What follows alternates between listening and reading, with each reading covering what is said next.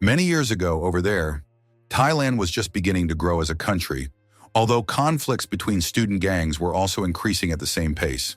Those battles were founded on false beliefs, toxic cultures, and, of course, the internal chaos of every adolescent at that stage.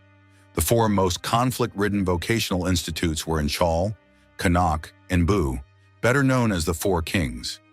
After that introduction, the film brings us back to the present, where a single father named Billy must deal with the rebellious attitude of his teenage daughter, Am. In truth, her tantrum is justified since Billy intends to attend the school's Father's Day celebration. Reeking of alcohol as always. It's the same every year with him. Well, Am has had enough. She gets out of the car so as not to show up at school with her father. At that very moment, Billy witnesses the place being besieged by gang members who have come to attack the local gang, and finds herself caught in the middle of the chaos while her father is held in the car by a thug. By the time the man manages to get out, his daughter has already fallen victim to the vandalism of the gang members and is hospitalized, awaiting a miracle for her. Billy is then visited by his teacher, Wea, a professor from the Vocational Institute, who recognizes him from a past both would rather forget. Their conversation remains shrouded in mystery. A transition later, we see Am back at home. On the news, it is announced that the wars between vocational schools have only escalated, to which Billy reacts with horror. Am, indignant, points out that he has no moral right to say that, especially since he was once a gang member himself. The year is 1995. Billy, along with his friend Lupin, roams the streets proudly displaying the tattoos of the in-gang. Along the way, they stop when they see members of Chaul unleashing a full-scale battle at a bus stop. The result, as always, is the same: a lot of blood at the hospital. At the hospital, Billy receives support from his colleagues, while his stepfather only visits him to express his disappointment.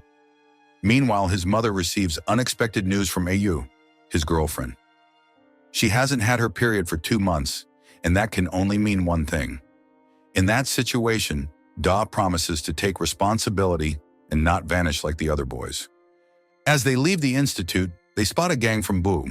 Although Ao prefers to leave by taxi, Da reminds her that there is an unwritten rule stipulating that one cannot attack with one's girlfriend present. The members of Bu comply with the rule, though not without warning Da that they will break his face if they ever find him. Later that night, a group of Chaul gang members heads to the hospital with the intention of ambushing Billy. However, they end up being surprised when a deranged dealer named Jad threatens to shoot them, even though his blank-firing revolver jams. This happens as a consequence of his foolishness. The Chaul gang members do not take his joke well, especially their leader, who assaults Jad with a machete until his companion, Mo, stops him. The next day, Billy meets with his colleagues Da and Lupin for dinner, where Lupin proudly shows them what he has stolen. If only they knew that no one takes their threats seriously, not even minors in the midst of the scene. Lupin is lured into a trap set by a rival gang member, and while he chases his enemy, Billy and his friends are attacked by gang members on motorcycles. If they hadn't ducked, they wouldn't have made it. Once he corners his enemy, he soon discovers that he is alone. Billy and Da rush to his position, but it is already too late. Later, Billy arrives home only to be humiliated by his stepfather, who boasts that his real son is following in his footsteps. Moreover, the man proclaims that Billy's father did a terrible job with him, a statement that offends the young man as he tries to defend his father's honor. Billy receives a slap and, out of pure pride, leaves home despite his mother's tears. With no options left, he goes to Da's house, where Da's mother welcomes him with open arms. During his visit, Da learns that O is pregnant, a piece of news that naturally takes him by surprise. However, Da assures her that he will rise to the challenge no matter the cost. Eventually, Lupin also finds out about this, and we see that he emerged alive from his last confrontation. One can only wonder if he will have any luck in the next round, given that the Bu gang is coming in full force. Despite the In gang having all its soldiers, the leader of Bu, Lao, carries a blank-firing revolver, just in case. The Chaul gang joins the fray, blocking the In gang's escape route, leaving them no choice but to fight. The gang members are so absorbed in the battle that they ignore the arrival of the police until the police start firing into the air. Those who fail to escape are loaded into the same vehicle along with their rivals. And even in these circumstances, the fighting does not cease. One of the detainees, Da, proposes fighting a member of Chal in exchange for his release, and the police accept the terms on the condition that the loser will be brutally beaten. With that, the fight begins, as if eternal rivals are collaborating. Meanwhile, Billy is thrown into the same cell as Mo and Lau, while a guard reminds them that they should be studying instead of fighting, blaming boys like them for hindering the country's progress. Lau and Mo debate the reasons for fighting, excusing themselves by saying that in the United States, young people fight all the time. Hours later, the parents of one of the youngsters unexpectedly appear at the police station. They turn out to be Billy's parents. However, his stepfather clarifies that he did not come to free him, but rather to press charges against him for having stolen his camera when he left home. Billy is consoled by his father, but he deduces that it was his mother who told his stepfather about the camera. Disappointed, he asks his mother why she had him if she never truly loved him. Eventually, the inevitable happens, and Billy is sent to a juvenile detention center along with Mo and Lau. It would be better for them to settle their differences among themselves, or else they'll be devoured alive in that hell. Soon they become targets of the main local gang commanded by Yith. Upon seeing Am, Yith reminds him that he has unfinished business with her, which does not mean he will forgive Billy and Mo for the provocations. Billy opts to attack first, but his new companions quickly hold him back. In anger, Mo makes it clear that he has no support here. No one is on his side. Defying the advice, Billy waits until the moment he is bathing to urinate into his container and tosses it as a gift to Jad. The subsequent fight does not last long, as the guards quickly restore order. When asked who was responsible for the conflict, Billy does not hesitate to take the blame, even though, to his surprise, Mo also confesses. Changing the scene, Da summons the courage to tell his in-laws that Ao is pregnant, even though they never really liked him. This news only pushes his father-in-law over the edge, who beats him out of his house. Returning to detention, Billy and Mo are punished as an example for their rebellion, while Lau, for his part, receives a visit from his mother, a moment in which we see that this arrogant young man actually has feelings. The rest of the day, he spends crying in the bathroom, remorseful for having put his mother in such a situation. Later, Billy and Mo are ordered to clean the bathroom as part of their punishment. Before they are caught, Lau emerges from his hiding place and offers his help. Thus, the three begin to bond, even acknowledging that out there they fought over having different uniforms, whereas here everyone wears the same one. Once they are released, they promise each other that they will no longer fight, but rather avoid each other in public. A pact. Days later, Billy wakes up to the news that his bail has been paid, courtesy of his mother, who, in an attempt to make up for her mistakes, gives him some money to finish his studies. Billy then returns to Da's house, determined to make the most of this second chance. One day, Lupin invites them to a concert to end their final year of school in style.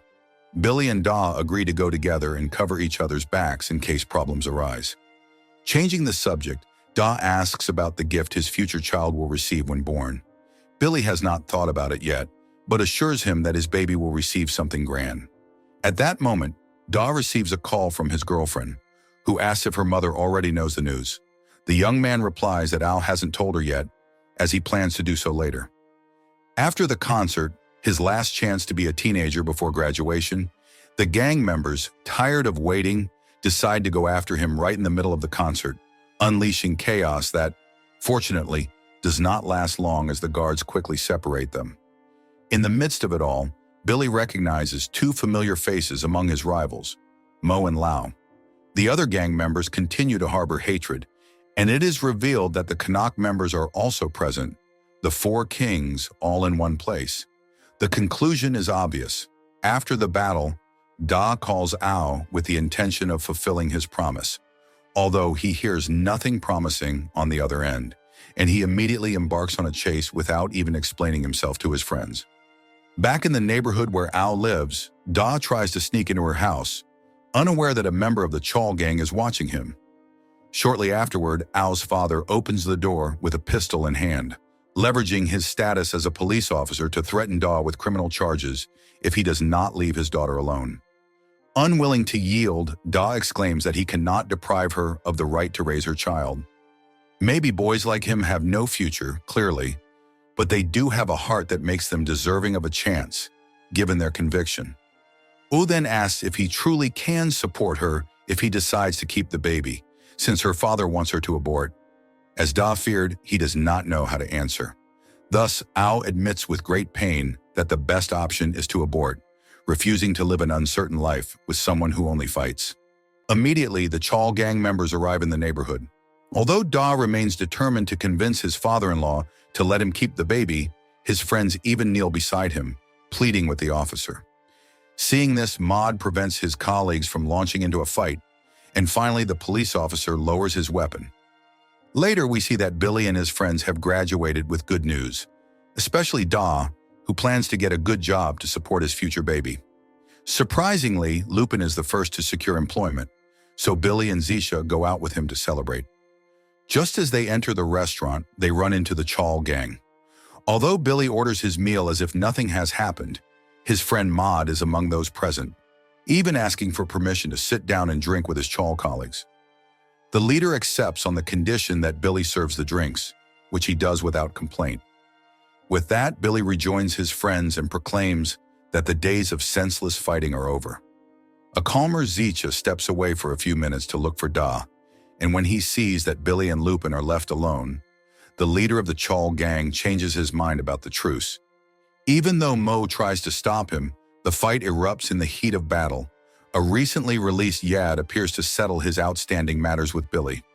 Just as Yad is about to finish him off, Da and Sua attack him by surprise, but they fail to disarm him. Yad takes care of his own, and Billy and his friends attempt to save Da. Although the damage is done, his mother receives the worst of news at Da's funeral.